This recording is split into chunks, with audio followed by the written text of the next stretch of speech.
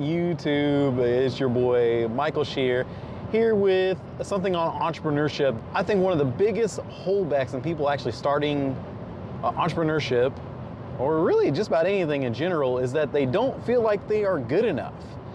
We have the words like imposter syndrome going around, or vocab words that we can put onto it, but really it's just that we feel unqualified, or we don't feel like our solution is good enough to be able to teach.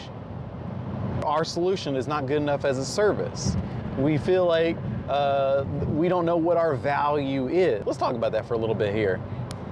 Another thing about identity issues is that most of the time, if you were having that issue in the first place, you're not even getting started.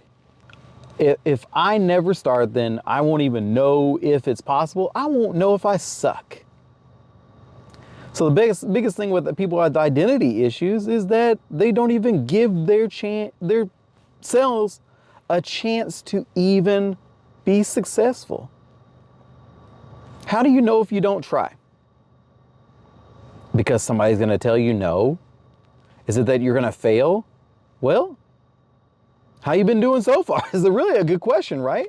How have you been doing so far? Like, have you been completely 1000% successful your entire life on every single thing that you do? If so, leave something in the comments. Tell me below. Tell me, show me what you've done 100% perfect every single time that you have done it in the comments below. You've never failed at. Man, I want to know. I want to see that person. I got to meet that one, because there's not.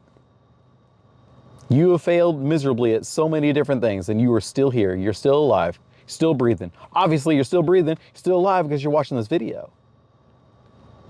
So this is your chance right now.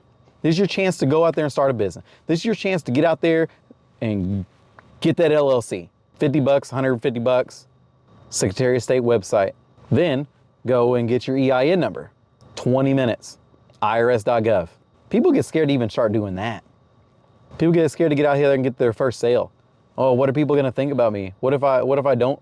That what if I don't has ruined so many things. What was the one thing that almost all entrepreneurs say that they learned is that the next $1 trillion business is sitting in a graveyard somewhere. It's from a bunch of ideas that have never even been tested. So why do you want to be that next idea that's never been tested? Do you want to be that next thing that's never been tried? Well, that's going to all fall short if you continue with those identity problems. You are only you. People want you. People are waiting for you specifically. God has ordained you. God has put a passion into your heart to go out there and do and serve for that business and that thing that you want to do. And the only thing that you have to do is try. I find that whenever I have a service that I can provide for somebody, or a skill even that I can give to somebody that I know a lot about, it's just that sometimes I just don't feel qualified to be able to give out that information. Let's say it's working on an engine. Maybe you've been working on an engine for 3 years, and you've been working with your dad or something of that nature, and you have this skill that a lot of people do not have, right? Not many people actually can work on small engines, much less large engines, much less do a regular basic oil change, right? But you, for some reason, have this weird idea in your head, like,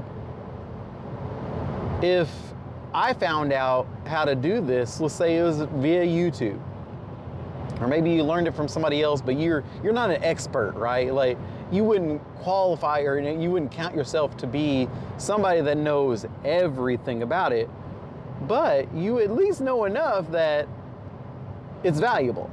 And that's one thing right there that I guess usually keeps people from, achieving what they actually could. Like, it doesn't matter where you're at in this process.